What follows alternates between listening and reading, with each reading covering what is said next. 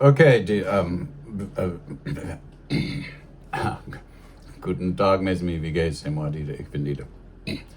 So those of you who have been keeping track, all three of you, thank you for doing that. Because I do tend to get lost in my own mind if I can find it. It's the first thing I do when I get up in the morning is go looking for my mind. Where is it today? So I'm going to do what some people say is the best tuning in the world, drop D. So I've been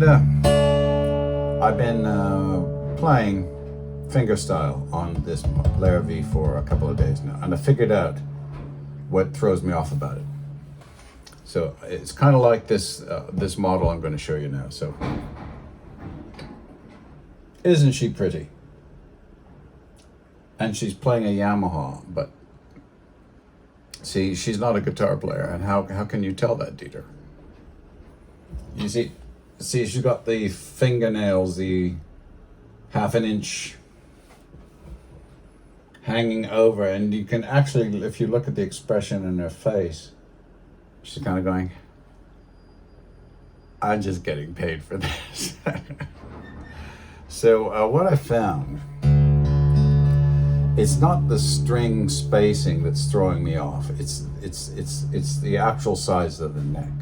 So I'm just going to have to deal with that, because I'm not going to get a new neck. A friend has asked, how much would it cost to get a new neck, and that'd be a lot of work, and it's not worth it because I have guitars, and it's still, I can play it okay. I just was wondering, like, why? And so when I'm down here, it's actually not the string spacing that's throwing me off.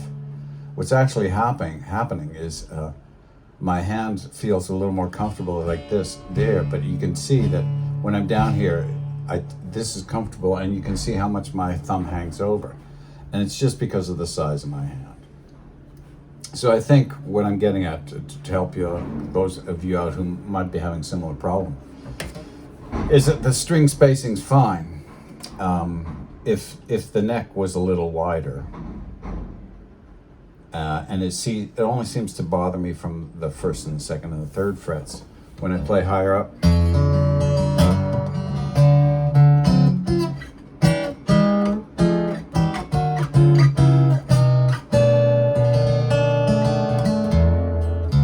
I'm wondering too, it's the only guitar I have that has actually a binding. It's got a vinyl type binding here. And I wonder too if that throws me off. It has more of an electric-y feel, but most of my acoustics have no binding there, or they have wood binding. So that's what I figured out so far. And this is really a nice sounding guitar. So.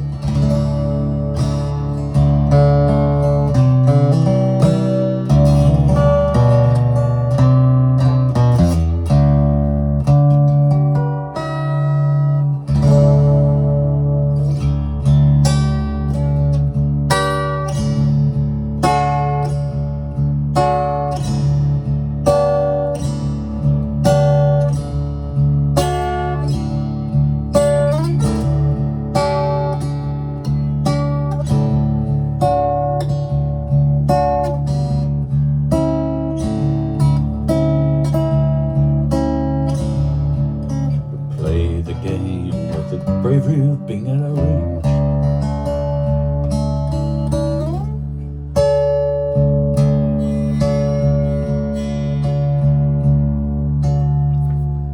But I thank the viewers like you who gave me all those suggestions, because it made me get out this guitar, and I kind of have fallen in love with it all over again. So thank you for that. It's funny when you have, and it also made me realize, because I haven't been playing much, performing at all the last 4 or 5 years. So you kind of forget when you're older. Maybe it's not being old, but maybe just it's the amount of time between it. You kind of forget that, I had so many guitars that I had them all set up specifically for certain songs, and I had this guitar set up for songs that I strummed for, right?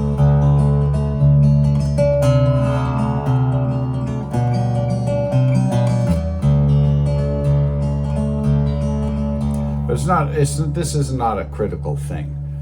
Yeah, like I've said a couple of times now.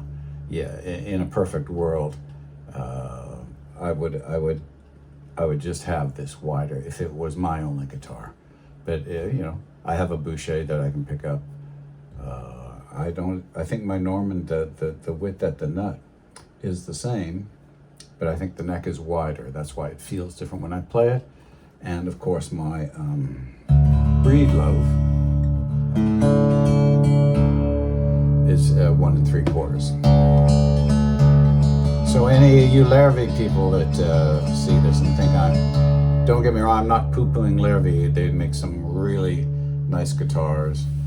And I said before, I was looking for a real nice, a couple of years ago, I was looking for a real nice Parlor 12 fret model. And I almost walked out with a Larrivee Parlor. It was gorgeous. Nothing wrong with that guitar.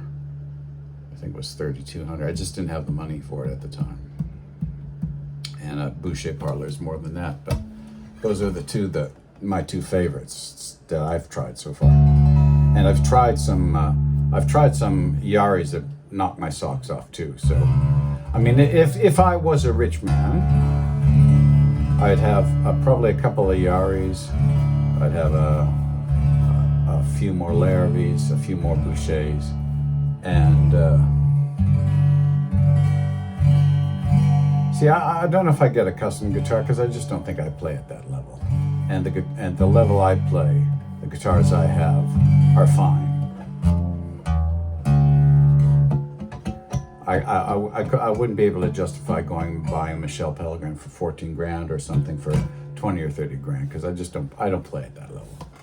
So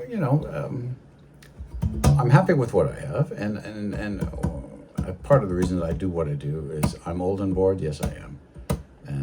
It gives me something to do, and it's fun for me, and I just see there's so much on the internet. There's a lot that's good, and there's a lot that's garbage, and there's a lot that's in between. And I just see what gets me going is when I just see people giving really bad advice, or when I see people changing good guitars, like underwear and socks. I just go, okay, maybe. It reminds me of a thing where I saw a really good player. He was I forget his name. Nice guy from Pennsylvania, I think. He's a Breedlove artist, and it was an intimate setting, and there were only like 40 of us in there in this small acoustic shop. And man, I can't remember these people's names. Names have never been important to me. It'll come to me, of course, after I stop recording this. Ed something, but he was playing really well, and of course it was a doctor. I think it was a doctor or a rich lawyer. And at the Q&A after this, he said, the guy, I know the first guy's, the name of the guy was Ed Gerhardt. Ed Gerhardt, yeah, really long white hair. That's who it was, Ed Gerhardt, really good player. And so he had this signature model that was like $5 grand or something. So this would be going back 4 years ago. And this was the guy's question. Ed, he says, I have that same guitar. He says, why doesn't mine sound like yours? And you should have seen Gerhardt. He's going, he was nice about it.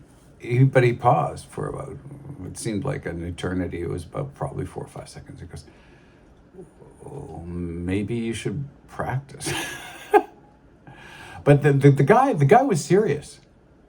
Like probably a mediocre player I don't know what he was.